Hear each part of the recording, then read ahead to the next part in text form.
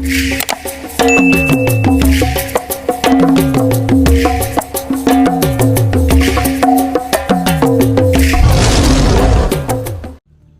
estudio de los primates es fundamental para comprender la biodiversidad y la dinámica de los ecosistemas en los que habitan.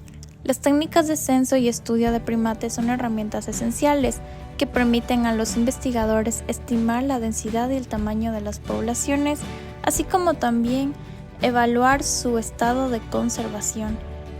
Es por eso que el tema de este estudio son técnicas de censo y estudio en primates.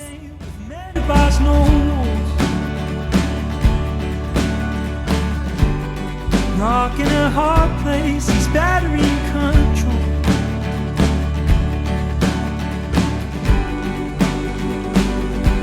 What am I waiting for? If we plan to believe my compass, my transport.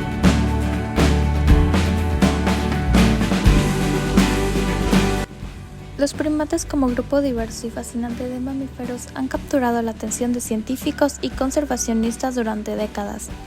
La comprensión de sus poblaciones y comportamiento es fundamental no solo para su conservación, sino también para el estudio de la ecología y la evolución. En este estudio se centra principalmente en las diversas técnicas de censo utilizadas para estimar la abundancia y la densidad de primates, en su hábitat natural desde luego. A través de la evaluación de métodos históricos contemporáneos, se busca resaltar la importancia de contar con herramientas precisas y efectivas que permitan una mejor gestión y conservación de estas especies vitales. Los métodos de este estudio eran básicos y generalmente implicaban tratar de estimar un recuento complejo de la población de primates. Los gorilas de montaña, por ejemplo, utilizan recuentos de nidos de diferentes grupos para estimar el tamaño total de una población. Estos intentos de realizar recuentos completos o totales pueden funcionar en ciertas situaciones, pero normalmente no son prácticos. Durante la década de 1970 se investigó distintos métodos de muestreo por transectos lineales para estudiar a los primates en el bosque de Equivale, donde se llegó a la conclusión de que dentro de la primatología se ha tardado en adoptar estos métodos debido a la historia de métodos de censo dentro de este campo. En la metodología de este estudio nos habla sobre técnicas de censo en estudio de primates que se basa en varios enfoques y métodos que han ido evolucionando a lo largo del tiempo. Entonces, a continuación vamos a explicar un poquito mejor la metodología que se empleó. En primera fase se utilizó el recuento total, que es un método que se usa bastante en situaciones específicas donde el área de estudio es pequeña y los primates son fácilmente identificables, como fue en el caso de este estudio. Entonces se realizó un recuento exhaustivo de los individuos en una cierta área delimitada y se empleó para especies con poblaciones limitadas, como gorilas, donde se puede identificar a los grupos por su tamaño y ubicación de nidos también. También se hizo uso de muestreo por transectos lineales. Este método especialmente fue más utilizado para estudiar primates diurnos, donde se establecieron transectos lineales en el área de estudio, generalmente en intervalos regulares, y los investigadores recorrieron estos transectos y registraron avistamientos de primates, midiendo la distancia desde el transecto hasta los individuos observados. En cuanto a métodos genéticos, se hizo uso de análisis genéticos para poder identificar individuos a partir de muestras como heces o cabello. Entonces, de esa manera fue posible un recuento total de la población mediante la identificación genética, y también se pueden realizar estudios de captura y recaptura genética para estimar la población. El cuarto punto fue métodos de señales indirectas. Entonces se utilizó recuentos de nidos y excrementos para poder estimar la población, más o menos, en el que se contó los nidos construidos por primates como chimpancés y se estimó la tasa de producción y descomposición de nidos, así como también se hizo un análisis de los excrementos para algunas especies, aunque su aplicabilidad es raramente limitada. En uso de llamadas grupales, tenemos que algunas especies emitieron llamadas regulares que se utilizaron para mapear territorios y estimar densidades. Entonces, como procedimiento se establecieron puestos de escucha para poder registrar y triangulizar las llamadas de los primates. Se requiere un seguimiento, eso sí, durante varios días para poder obtener datos precisos. En análisis de ocupación, este método evalúa la probabilidad de que una especie esté presente en un sitio determinado. Entonces se realizaron múltiples visitas a sitios aleatorios para poder registrar la presencia o ausencia de primates. Esto fue útil para especies raras, donde los tamaños de muestra serían demasiado pequeñitos para poder estimar la densidad que existe. Es importante recordar que el diseño de muestreo fue crucial para que el diseño sea aleatorio y que se pueda realizar transectos repetidos para obtener estimaciones confiables. También en cuanto a la precisión de mediciones, se enfatizó bastante la importancia del uso de herramientas precisas, tales como cintas, telémetros, en lugar de estimaciones visuales. En cuanto a monitoreo de largo plazo, es importante recordar la necesidad de monitorear las poblaciones a lo largo del tiempo para así poder detectar cambios que sean significativos. El seguimiento de primates dentro de este contexto del estudio se llevó a cabo mediante una serie de métodos y enfoques que fueron diseñados para recopilar datos sobre la población, comportamiento y salud de estas especies. Dentro de su metodología tenemos observaciones directas, donde los investigadores pasaron periodos prolongados en el hábitat de los primates, registrando sus comportamientos, interacciones sociales y patrones de movimiento. En cuanto al uso de tecnología, ellos utilizaron collares de GPS y cámaras trampas.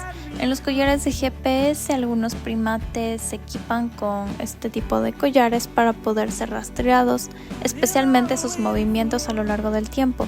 Entonces, esto permite a los investigadores poder mapear su rango de hogar y patrones migratorios. Dentro de las cámaras trampas, se instalaron cámaras trampas en puntos estratégicos del hábitat para poder capturar imágenes de primates en su entorno natural, especialmente durante la noche o también en áreas de difícil acceso. En el muestreo genético, las muestras se procesaron en laboratorios para poder identificar individuos y estimar la salud genética de la población.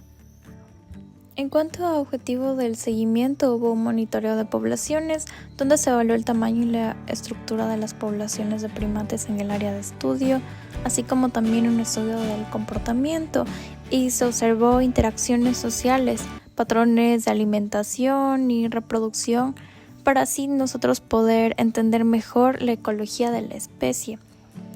En la identificación de amenazas se pudo detectar factores que amenazan la supervivencia de los primates, como por ejemplo la pérdida de hábitat y la caza. Ahora, dentro de resultados y conclusiones, se recopiló datos a través del seguimiento, ya que de esa manera se pudo prever la salud de los individuos y los patrones del comportamiento. Y también hubo una identificación de amenazas. Se pudo identificar las áreas críticas donde la actividad humana estaba afectando a los primates y también lo que llevó a recomendaciones específicas para la conservación. En estrategias de conservación podemos ver los resultados del seguimiento. Informaron la creación de áreas protegidas y programas de educación para las comunidades locales sobre la importancia de conservar a los primates y su hábitat. En desafíos encontrados hubo el acceso a territorios especialmente, ya que el seguimiento en áreas remotas presentó desafíos logísticos, incluyendo el acceso a terrenos difíciles, así como también las condiciones ambientales, las condiciones climáticas cambiantes y también la actividad humana impactaron la capacidad para realizar observaciones continuas. En esta figura podemos ver lo que es un diseño de muestreo sistemático y un diseño de muestreo estratificado para transectos. donde se dedujo que centrarse en una especie permitiría estratificar el muestreo en toda la región de estudio, de modo que se coloquen más transectos en la zona donde la densidad de esa especie es mucho mayor y menos transectos en la zona donde es rara. Esto solo se puede utilizar en función de cada especie, a menos que dos especies muestren el mismo patrón de abundancia. Entonces, el modelo espacial de datos de transectos lineales nos permite identificar cambios en la distribución de las poblaciones y relacionar estos cambios con covariables que reflejan, por ejemplo, lo que es la pérdida o degradación del hábitat, o también puede ser perturbaciones o presión de caza.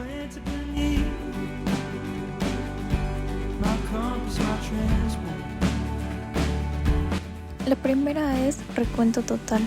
Esta técnica se aplicó en situaciones específicas donde las poblaciones eran pequeñas y fácilmente identificables. Como conclusión se llegó a que aunque este método es bastante útil, se puede sobreestimar la población debido a la dificultad de contar todos los individuos en áreas más grandes.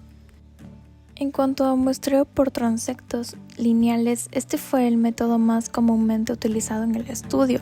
Se establecieron transectos en el área de estudio y se registraron avistamientos de primates.